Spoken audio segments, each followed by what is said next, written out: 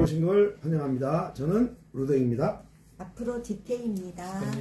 예, 반갑습니다. 오늘은 96쪽 지고 살아라 공부해 보도록 하겠습니다. 지고 살아라. 성인은 자신을 뒤로 하기에 자신이 앞서게 되고 자신을 내던지기에 자신이 사라지지 않고 존재하게 된다. 노자. 버스가 왔다. 몇 사람이 우산을 든 채 버스 앞으로 다가갔다. 팽팽한 긴장 속에 순서가 정해진다. 자기 자리를 지키기 위해 안간힘을 쓰며 버스에 오른다. 이런 경험을 오래 하다 보면 눈앞의 이익에 몰두하는 소인배가 되어버린다. 나중에는 자신이 왜 그리도 아득바득하게 사는지도 모르게 된다. 계속 이익을 얻는 것 같은데 인생이란 큰 판을 보면 완패다. 선생님, 계속 이익을 얻은 건 같은데? 네, 얻은 것 같은데. 얻은 것이에요. 얻은 건 상관없는데 얻은 건 같은데 뭐. 바둑으로 말하면 계속 상대방의 돌들을 잡았는데 나중에 보니 자신의 허름한 집들이 상대방의 커다란 집에 갇혀 있는 것이다. 전투에는 매번 승리했는데 전쟁에는 지고 만 것이다. 왜냐하면 생명의 존재 법칙이 상생이기 때문이다. 식물이 산소를 내놓고 동물이 이산화탄소를 내놓아야 모두가 살 수가 있는데 욕심을 부려 자신이 가진 것들을 내놓지 않는다면 모두 죽게 될 것이다. 동식물들은 이런 이치를 배워서 아는 것이 아니라 본능에 따라 자연스레 행하게 된다. 하지만 인간은 서로 경쟁하다 보니 욕심이 눈에 멀어 자신에게 온 것들을 필요 없이 갖게 된다. 해결책은 사회가 출혈적인 경쟁을 방지해야 한다. 하지만 우리가 살고 있는 신자유주의는 무한 경쟁을 먹고 사는 제도이니 쉽게 경쟁이 우리 사회에서 사라지지 않을 것이다. 따라서 우리는 먼저 경쟁의식에 물든 자신의 마음을 정화시켜야 한다.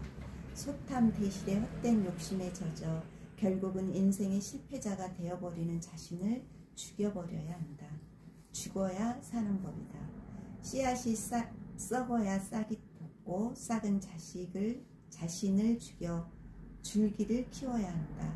줄기는 자신을 죽여 잎을 틔우고 꽃을 피워야 한다. 꽃은 자신을 죽여 열매를 맺어야 한다.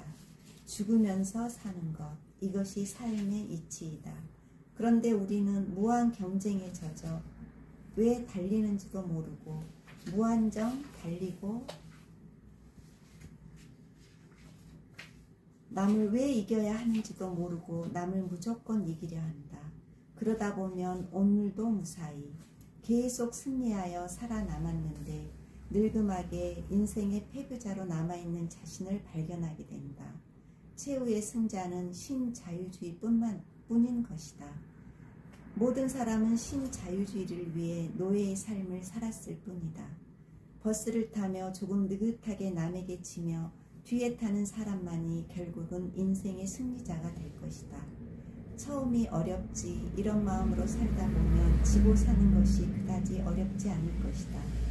그는 어느새 자신이 인생의 승리자가 되어 있는 것을 발견하게 될 것이다. 인생이란 참으로 어려우면서도 쉬운 것일 것이다. 인간을 제외한 모든 생명체들이 이미 이렇게 살아가고 있으니까. 아버지께서는 살아생전에 항상 말씀하셨다. 지고 살아라. 험난한 시대를 헤쳐나가시면서 깨달은 삶의 지혜일 것이다. 쇠붙이와 점토, 새해 깃털이 모든 시간을 견디고 소리 없이 승리를 거두었어요.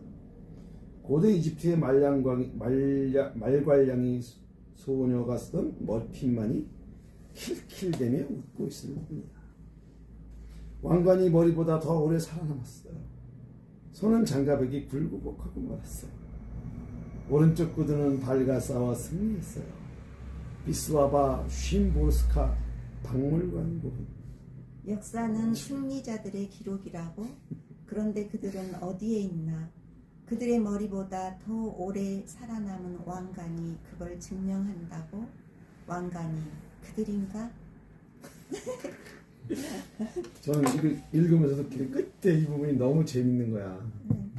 제가 승리자라고 막 까불었는데 뭐 너가 쓴 모자, 너가 쓴 신발 그거보다 네가 뭐지?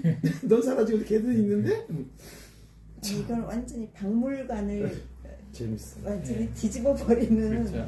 그런 시 같아요. 네. 우리 박물관에 가면 와, 이거의 역사가 뭐 그렇죠. 얼마고 뭐 그런 거를 주로 생각하잖아요. 그런데 이렇게 한 판에 뒤집어 그런 버리는 거를 완전히 뒤집어 엎은 그 철학이 노자 장자죠. 음, 장자 같은 경우는 이제 일상에서 이런 얘기를 막 하죠. 네. 내가 지금 살았던 건 이상으로 위대한 게 뭐가 있어요, 그죠? 장자는 그 얘기를 했죠. 기적이 그냥 이 그러니까, 땅에 발을 딛고 서 있는 그렇죠. 지금 거라고. 내가 기적이고 내가 다지. 이걸 넘어서 뭐가 있네야. 이 박물관이 생긴 게, 이 박물관에 보면 아주 그 우리를 이렇게 현혹하죠. 박물관 언제 생기는가 하면은 생긴 지 얼마 안 되죠. 조선시대 때는 박물관이 있었을까요? 없었죠. 없을 거예요. 네. 그죠? 왜 없는가 하면은 조선시대, 고려시대, 삼국시대 같이 농사 지었어요. 농업하면 똑같아요. 똑같으니까 그때는 진보라는 생각이 없었죠. 더 나은 생각이 없고, 그러니까 항상 똑같죠. 근데 이제 산업 사회가 되면은 바뀌잖아요, 사회가. 전기를 쓰다가 컴퓨터도 쓰고, 그러니까 어떤 더 나은 진보를 생각이 돼요. 그때 생긴 게 이제 박물관이죠. 박물관 우리 가면 어때 생각해요? 지금이 최고 좋다 생각해요. 보면 들어가면은 원시인들 보고, 그죠. 그죠? 그러네, 보면은 그러네. 어우, 근데 우리가 최고예요. 그게 박물관에 갖는 거는 어. 우리한테 환상을 심어줘요. 지금 당신의 최고 멋있어. 맞아, 지금. 맞아. 그런데 그렇죠. 또 희망은 미래에 있어. 더 나은 미래가 와. 봐라, 역사는 이렇게 좋아졌잖아. 우리한테 환상을 심어주죠. 근데 뭐가 좋았었어요? 여기 시의 심보르스카 시인처럼 왕가면 나왔지 왕은 어디 있냐고요. 그러니까 다 그러니까 사라졌어. 그래서 이렇게 보면 유홍준이나 이런 분들이 옛것에서 이렇게 귀중한 걸 발견하는 게 굉장히 소중한 일이네요. 그러니까 그런 찌질한 그런 게 아니잖아요. 우리는 훨씬 나 이런 게 아니잖아. 아닌가 봐요. 네. 아니 잠깐만 좀 생각을 해봐야 될 것 같아요. 전뭐 이용준 그 얘기는 이제 또 하면 또 깊이 얘기해야 되지만 저는 전체를 보면 이 안에 같이 있다 보거든요. 그분 얘기도 그분이 이제 우리한테 우리 문화를 찾게 주는 부분까지는 좋아요. 우리가 이랬던 그런데 이제 전체를 보면은 더 또 넘어서 했다. 그분이 얘기하는 이 문화 자체도 넘어서는까지 저는 그게 좋다고 생각해요. 그러니까 이제 얘기 지금 여기 이제 지고 살아라는 살아서 현재를 최선을 다해서 현재를 누리며 그렇게 사는 삶의 자체가 중요하지. 네가 죽어서 그뭘 아무리 뭘 잘했든 뭐 했든 업적을 남기든 뭐 했든 그거 뭐 별거 있냐. 그러니 그런 삶을 살지 말고 오히려 지고 살더라도 너의 본성에 충실하며 살아라. 너무 꼬이게 이런 얘기를 지금 예. 전반적으로 그런 얘기 하시는 저는 그 부분을 이렇게 해석해요. 이제 아버지가 지고 살을 말씀하시는데 그분이 이제 확대 해석해 보면 되잖아요. 인간 지고 사는 게 우주거든요. 우주는 다 지고 살아요. 그죠? 다 자기를 해가 그 달도 어때요? 달도 이렇게 해도 그렇죠. 해도 지잖아요. 자기가 막 빈닫다가 저녁이 되면 지잖아요. 자기가 네. 자스로 죽잖아요. 네. 그래서 다 이렇게 그 큰 것은 작아지고 활짝 핀 건 지고 하면서 이제 사라져. 음양 이론이죠. 이런 게 우주 법칙이죠. 그게 이제 지고 살아라 이렇게 된 거죠. 이게 우주 법칙인데 이게 문화가 되면서 뭔가 진보하고 더 나아진다는 환상을 품죠. 그래야 이 문화 속에서 과거를 이용준 씨가 얘기한 대로 과거에서 우리 걸 찾는 건 아름다워요. 그거는 이제 부정하면 안 되죠. 그러나 우리가 이제 더 찾아야 할 거는 문명 전체를 넘어서는 거, 우주 원리.